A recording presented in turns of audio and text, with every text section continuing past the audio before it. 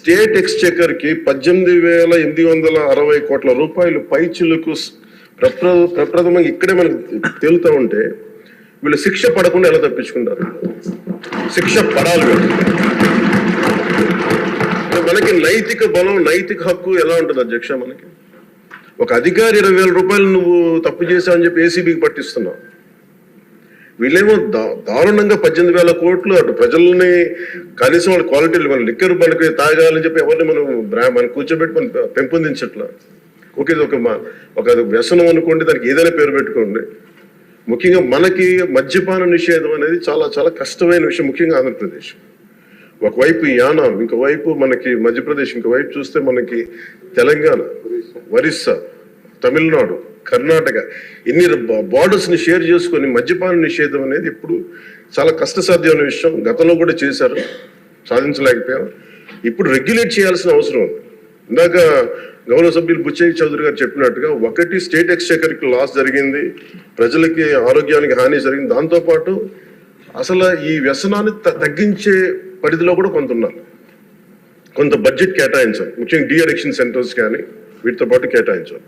అది కూడా సూచన బుచ్చయ్య చౌదరి గారు చెప్పిన సూచన కూడా మనం పరిగణలో తీసుకోవాలి అధ్యక్ష. ఎందుకంటే రేపొద్దు దీంట్లో రేపొద్దు మనమే కనుక 18,20 ఎంత ఇది 18,000 కోట్లు ప్రస్తుతానికి వస్తే దాంట్లో కనీసం ఒక సర్టెన్ శాతం, ఒక 10% అంటాం, ఎంత పర్సెంటేజ్ పెద్దలందరూ కూర్చొని, విఘ్నులందరూ కూర్చొని దాంట్లో కొంత డీ అడిక్షన్ కి దాన్ని ఖర్చు పెట్టాలి అధ్యక్ష.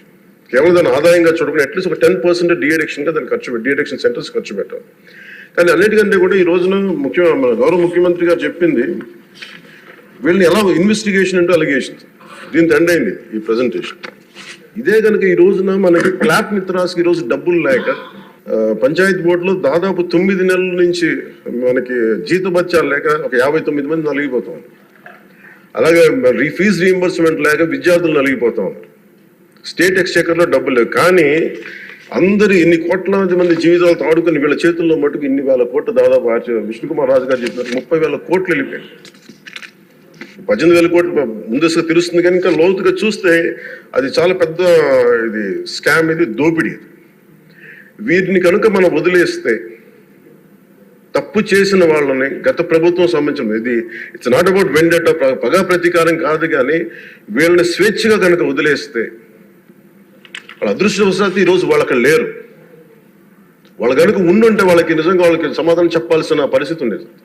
తప్పించుకొని పారిపోయారు వాళ్ళు, ఈరోజు తప్పించుకొని పారిపోయారు వాళ్ళు. We have to make them accountable అధ్యక్ష. వాళ్ళు we have to bring them into accountability.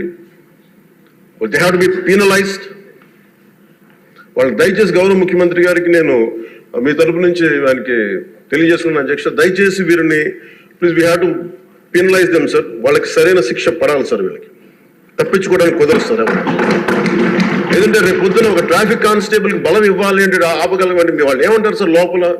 నేను చిన్నపాటి కానిస్టేబుల్ అయితే నాకేమనిపిస్తుంది, మీరు పెద్దోళ్ళు అయితే వదిలేస్తారు, మమ్మల్ని అయితే పట్టుకుంటారంటారు సార్. మనకు రూలింగ్ కి, గవర్నెన్స్ కి, అడ్మినిస్ట్రేషన్ కి నైతిక బలం పొంది అధ్యక్ష.